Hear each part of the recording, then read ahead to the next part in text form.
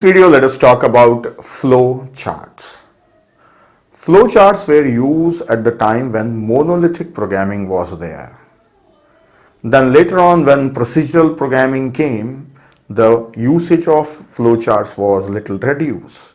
And today we are following object-oriented programming or aspect-oriented programming, so the usage of flow chart is very much less. Now, what is a flow chart? Flow chart is used for showing the flow of control of a program. Means how the program is flowing, what are the steps it is performing one by one. So if a program is very big, it is hard to figure out how the flow of a program is. So flow chart is useful for understanding the program. Instead of one is reading the program and understanding, he can see the flow chart and understand how the program is working. It is just like if you talk about electrical wiring in a home, then from where the wires or the cables are moving through the walls, if you have a plan, then you can know where exactly they are flowing and where are the important points, everything you can know. Otherwise, if there is any problem in the wiring, then you have to dig the whole wall. You have to dig the whole wall to find out the problem. If there is a proper plan, then you can understand. So before laying the wires or pulling the wires, we will make a plan. So same way, before writing a program, we make a flow chart, right? So based on the flow chart, we write the program. So this will help you understand the program. Now, next. Usually, when we are using flow chart, the program is seen as 3 steps: input, process, and output. We call it like this. First, it takes some input, then it will process, then it will give output. So any procedure you take, it will have the similar steps. Like I was talking about a recipe, preparing a dish. Input is the ingredients, then process is the process of making a dish, and output is a dish ready. If you take a chemistry experiment that is done usually in laboratories will have input, means chemicals and the vessels or instruments, whatever you need. Then the process, what you will do with that, then it gives the result. So every procedure will have these 3 things. So program also we used to see it like this. Now for that program, we draw the flow chart. Now let us look at the elements of a flow chart. This is pictorial representation. So pictures are there for representation. This ellipse is used for start and stop, and this is for taking input as well as output, and this is for processing, and this is condition, and this shows flow of control. Now I will draw a few flow charts and show you, gives you the idea how flow charts are used and how they are useful for writing the programs. Flow chart for adding 2 numbers. See, first of all, a flow chart starts. This is a start. Then for finding addition of 2 numbers, we need 2 numbers. So that is input. So we need input.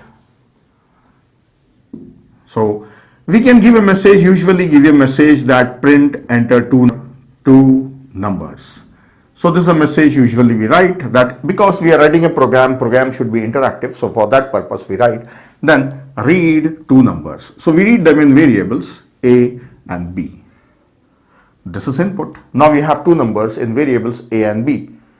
Then next step is process. So processing, what we have to do, we have to add A and B and store the result in C. This is processing. We have the result in C now. So output, display the output. So print sum is C. That's all. End of the procedure. This is stop. So this is the end of flow chart. So how it's going to work? First it will take input, then it will perform addition, then it will give the output, then it will stop.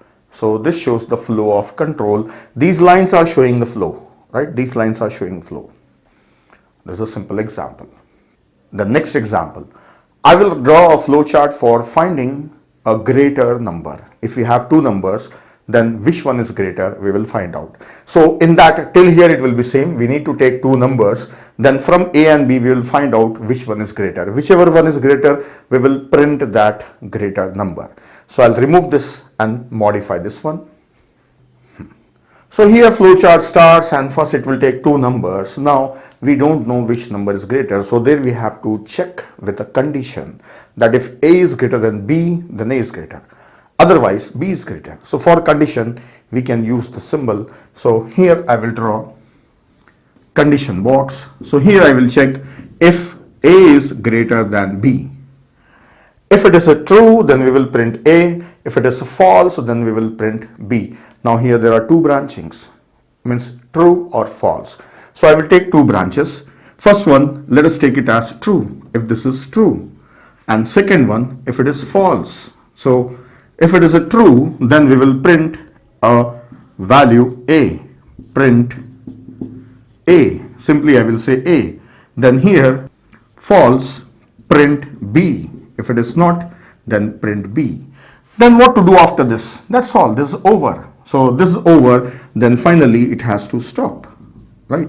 So this will flow and come here, and this will join at this point. So this will also stop. So this is how we can use a condition box. If A is greater than B, true, then print A. False means B is greater, so print B. So you can look at this one. Now we will see one more flowchart for printing numbers from 1 to 10. So I will remove this and I will draw a flowchart for printing numbers from 1 to 10. Flowchart for printing numbers from 1 to 10. So for printing we have to do two things. One is print, second is count.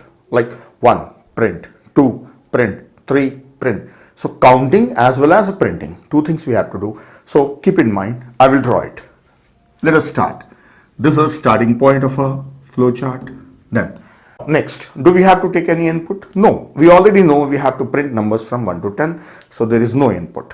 Then initially we should have some counter. So for counting, as we are printing from 1 onwards, so we need something starting from 1 onwards. So for that we'll take a counter. So this is a process. So in processing we will take I, that is initially it is 1. So first time it is 1. We will be printing it, right? Then next we will print this one. So print means output. So print I. Print I. So first time it will be printing 1. Next, after this I should change to 2. If it is 1, then it should increase by 1. So how to increase it by 1? So this is again a process. It is not input output. So whatever I value is, in that add 1 and store the result in I. So this will increase the value of I by 1. The next I have to print again. So again print and again increase, again print and again increase. How long? As long as I is less than or equal to 10. So is I equal to 10 now, or is it less than? Yes, it is less than. So how to check? Checking condition box. So here again we need a condition box. So here inside this condition what we will check? If I is less than or equal to 10. If yes, we will print again an increment. So if yes, that is true. If it is true, then go here again start. So this is like a loop. This is like a loop. It will go there and again start, and go there again start.